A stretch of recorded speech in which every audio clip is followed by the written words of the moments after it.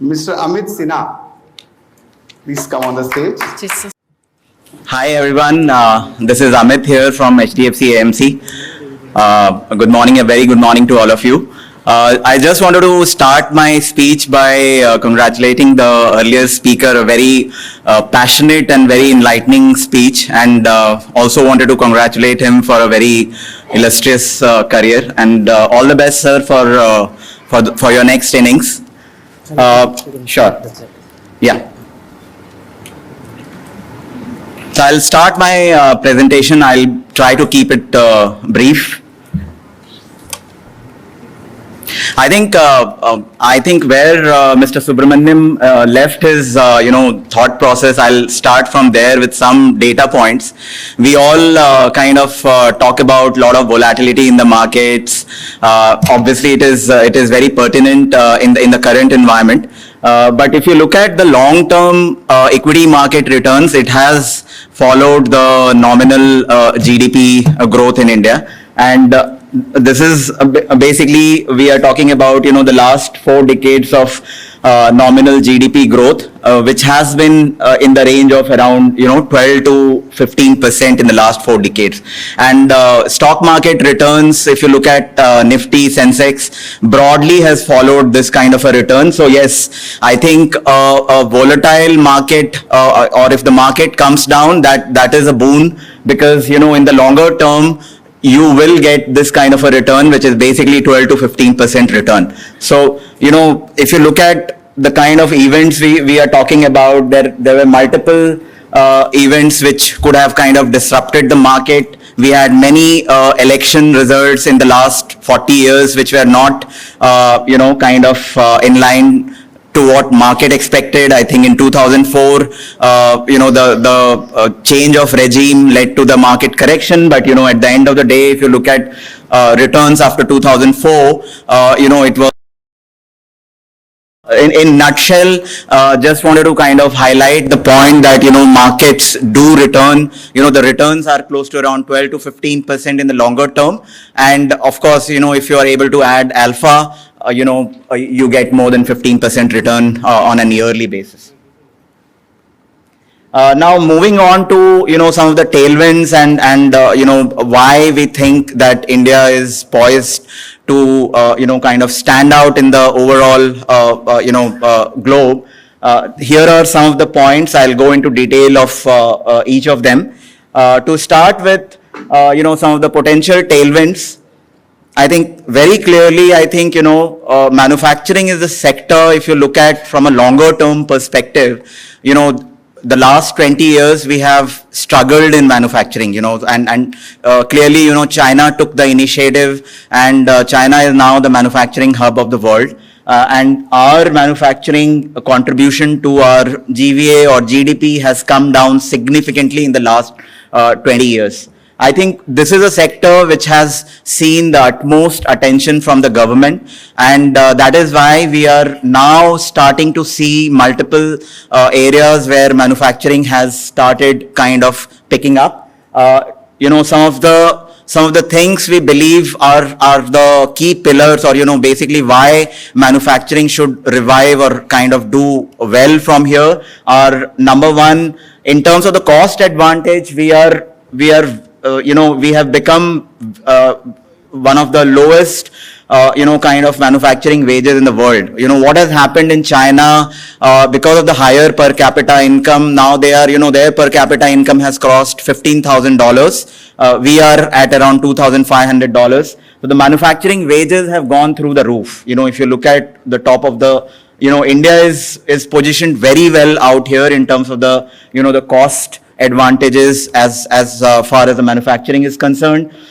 Second, of course, the PLI schemes, we all know, government has started the program around 3-4 years back, and now it is kind of showing up in multiple sectors. It's an incentive program which is helping the manufacturing industry, and some of the industry which has shown immediate result is one of them is electronics.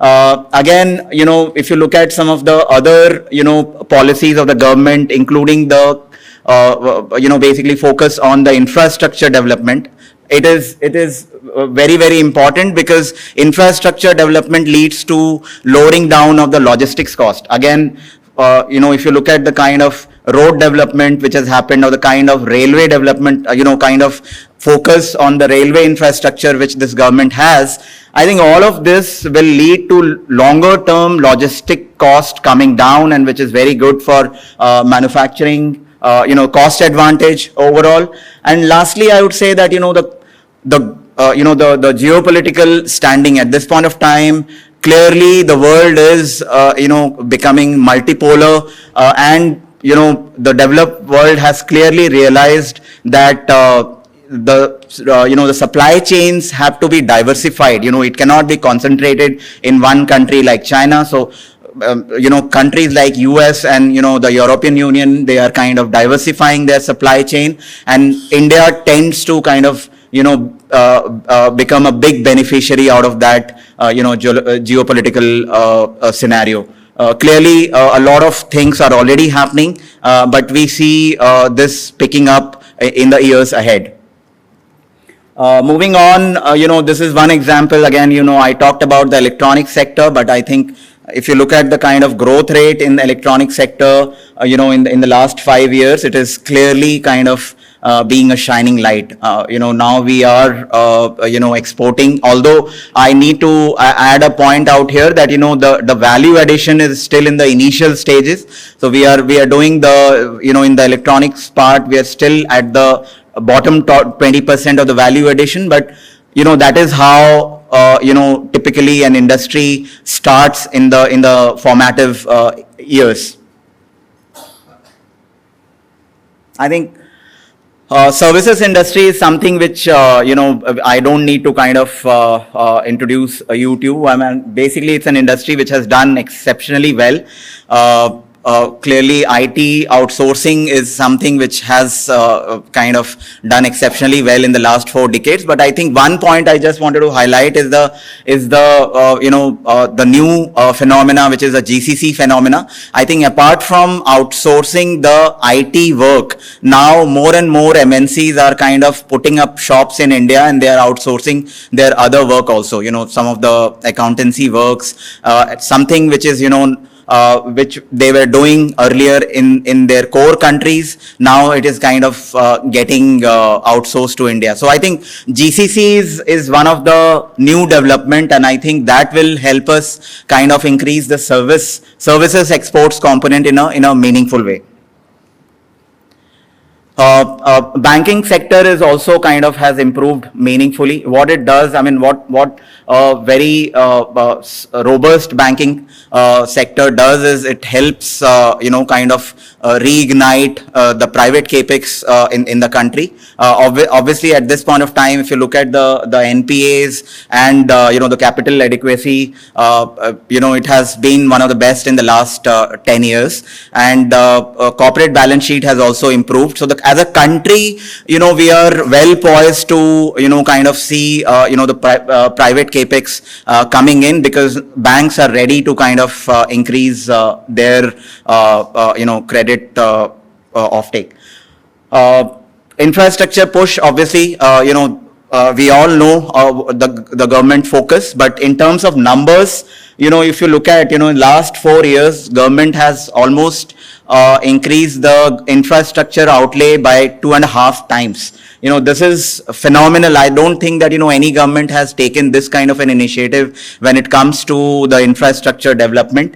Apart from bringing down the logistics cost, which I mentioned earlier, I think infrastructure development clearly is a key kind of a metric to bring in FDIs in India, which are longer term positive for the country.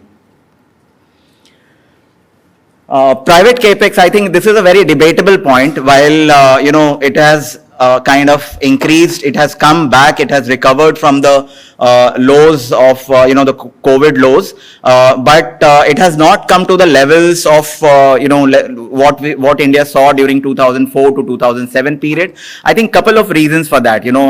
One is that our capacity utilization in the country, when we talk about the manufacturing capacity utilization, we are closer to around 75% level. This is RBI data. I think if you look in the decade of 2000 to 2010, the 2005 era where the private capex went up, that was a time when the capacity utilization in the system was in the range of 80 to 90%. So I think a critical piece out here is that, to increase the capacity utilization, the consumption cycle also needs to kick in, and we are seeing some initial kind of revival in the consumption cycle. But if the consumption cycle comes back, the private, basically the capacity utilization, cycle will kind of move up, and typically we have seen a higher private capex kicking in after we move to 80% plus kind of a capacity utilization. So we are not very far off from that levels. Maybe, this is a medium term kind of a story, but this is something which can definitely move. I think another point which was relevant in the last cycle was the capacity addition because of the commodity cycle. I think that is something which is again debatable. So I think that part may not come, I don't know exactly about it, but I think from a domestic capacity utilization, we are very well poised to see private capex coming in the medium term, because whenever it moves beyond 80%, basically producers will have to add capacity.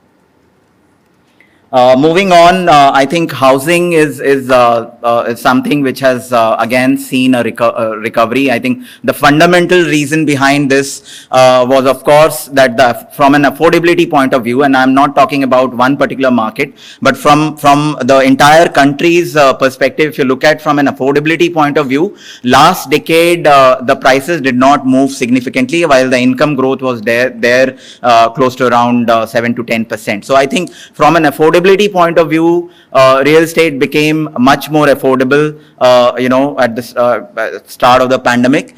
So that is leading to more consumption. And clearly, I think RERA as a development was fundamentally kind of very good for the sector. And now we are seeing, good quality developers kind of gaining market share. So I think if this cycle, real estate in India is very large.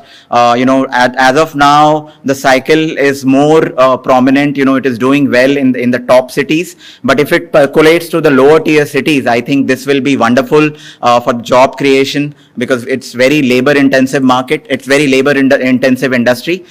So this is something again kind of a monitorable, but I think it is going in the right direction. Moving on, I think when you compare India to the rest of the world, I think there is zero doubt that, India has kind of outperformed. Rest of the world is struggling. I think barring US, rest of the countries are clearly struggling. I think one of the large growth in the last 2 decades was coming from China, and we are seeing now incrementally China also is struggling. But clearly, India has, kind of outperformed. Another very fundamental thing from an Indian, economy point of view is that our debt levels are, debt to GDP levels are still benign. If you look at the rest of the countries and rest of the, kind of lines, India is this blue line. Rest of the lines, if you look at, the debt levels have gone through the roof, which is not good, which is not a good sign, for the longer term stability of the economies. We all know about, the domestic inflows. I don't want to kind of take too much time out here, but I think clearly this is helping the markets.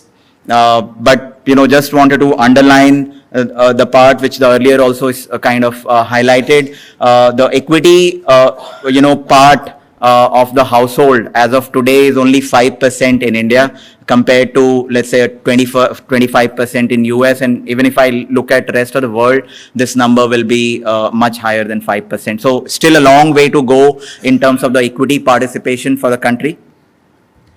Now, very importantly, wanted to highlight some of the potential headwinds, because, nothing, it's not all rosy out here. There are few points which we should be kind of looking at from a risk point of view, and that will play out in the medium term.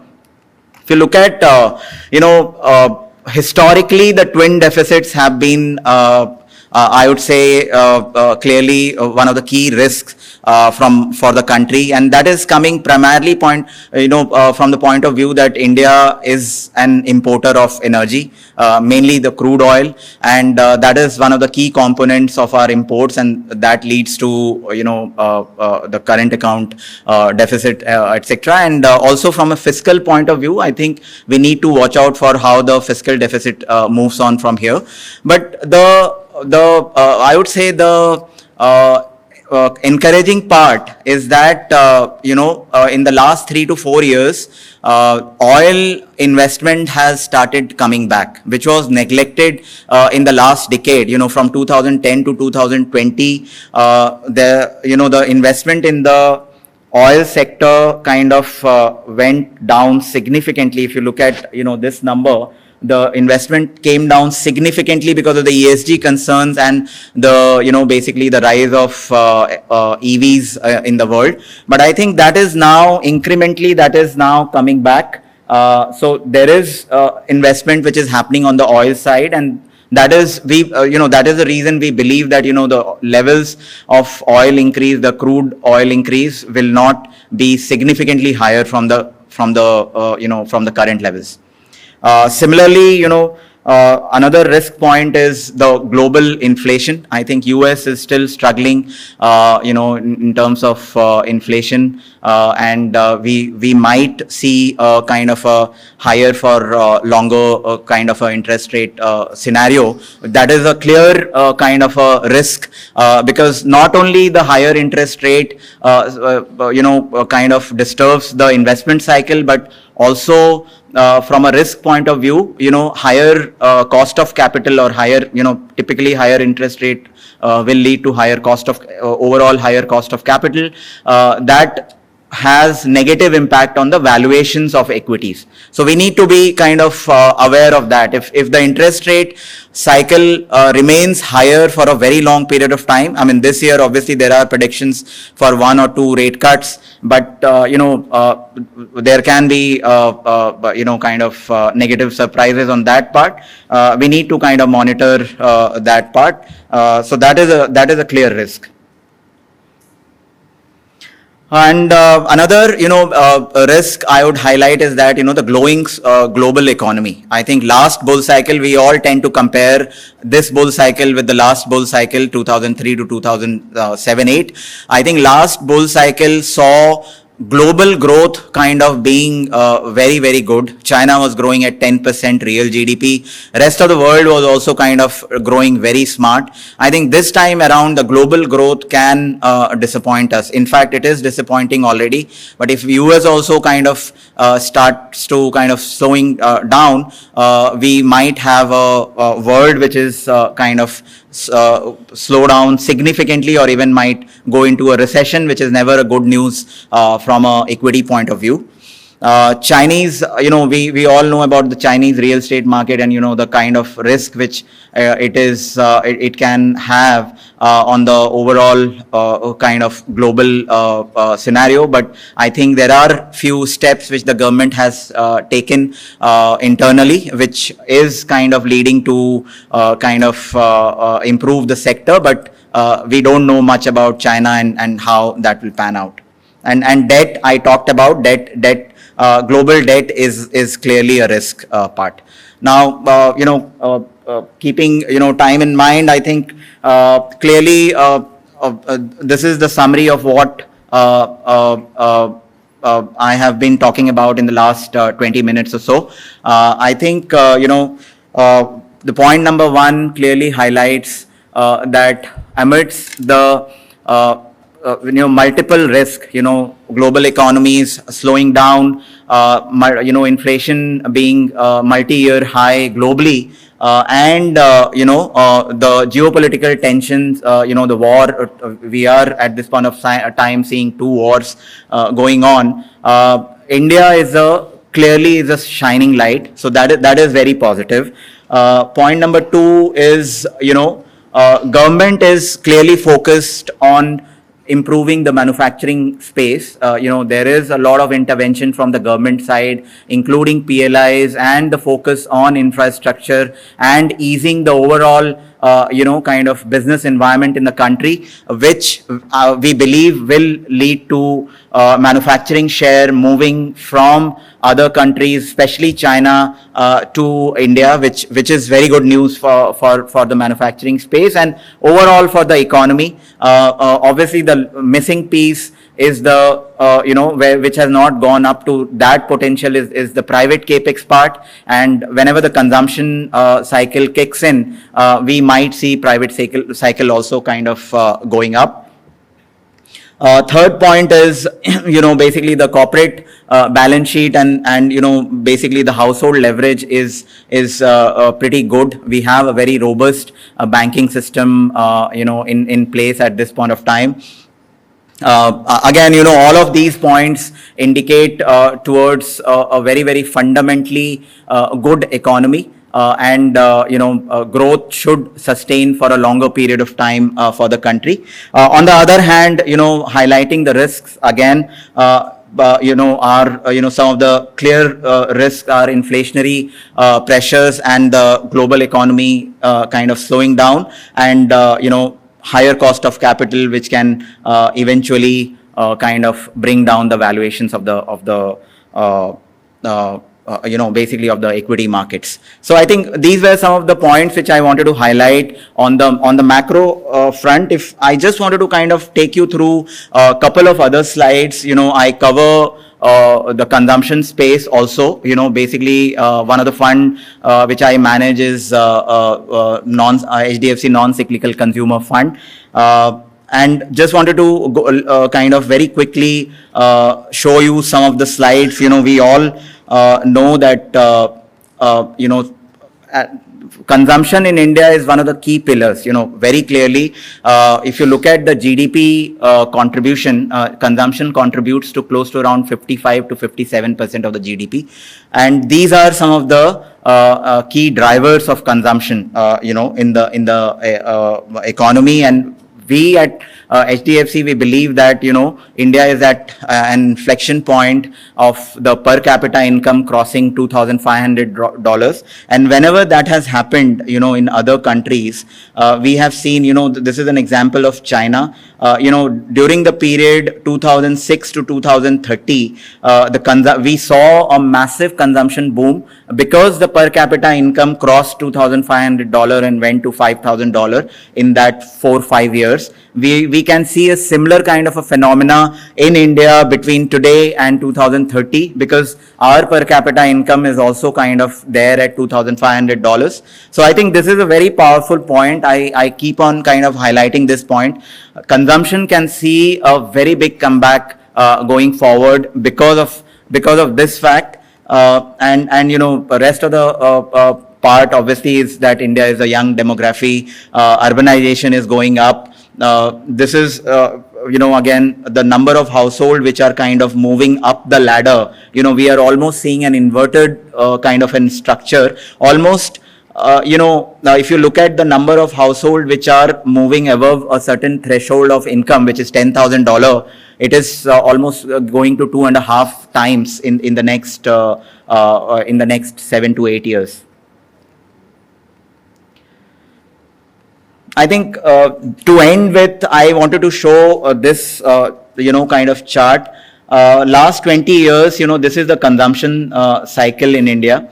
And this is basically the volume growth of the FMCG companies. If you look at, the higher fiscal transfers, whenever the government steps up the fiscal transfer, this is both central government and state government combined. Generally, that leads to higher consumption in the economy. So, just wanted to leave you with this thought. We have, this is again the government consumption related spending, which is both from the central government and the state government and state governments, and some of the kind of incentive given or support given to the consumption. The rural wages also kind of picked up during the period when we saw higher kind of fiscal transfer from the government side. And, this is basically the consumption trend, long-term consumption trend. During COVID, India is still lagging behind while US has recovered. This is the US chart, this is India chart. And the reason why US has recovered is, again, there was a bit of a fiscal transfer which happened from the government side. This is the GFC, trend, the private consumption trend during and after GFC. So at that point of time, US had an issue and India recovered significantly because, again, during the GFC period, the fiscal transfers, including the basically the NREGA program kicked in, and that led to, kind of recovery in the consumption. K-shaped recovery we all talk about, and it is kind of playing out in the economy out here. If you look at the labor intensive versus capital intensive numbers, clearly the capital intensive part of the exports have picked up meaningfully. Similarly, the manufacturing related GDP is doing better. The listed manufacturing related GDP is doing better than the MSMEs. Again, relating to the fact that, the K-shape is kind of shown in some of these data points. So I'll end my presentation here. This is what I kind of wanted to highlight to all of you. Thank you very much. Thank you, Amit, for that lovely rendition of idea through the PPT. I'm sure the values and learnings will be adding a lot of interesting awareness to all over here with the fruitful contribution of yours and investment of knowledge that you've shared with us today. Yeah, so let me invite on stage Mr. Hariharan, our treasurer. Symbolic of transformation. He was working with. Could we all kindly be funding ourselves to invite each and every one so that we add value to all contributions here, please? Transformed into MFD few years back, and his life has also transformed completely. So my apologies, I forgot to give the bouquet before. So I request you to take now. the stage. And let me call another symbol of transformation, Mr. Ramakrishnan Naik. Actually, Ramakrishnan Naik transformed IFPA. He was a person who started the annual event. First time for IFPA, we used to have the monthly events. So, Thank you. Can we have an applause for all of them, please?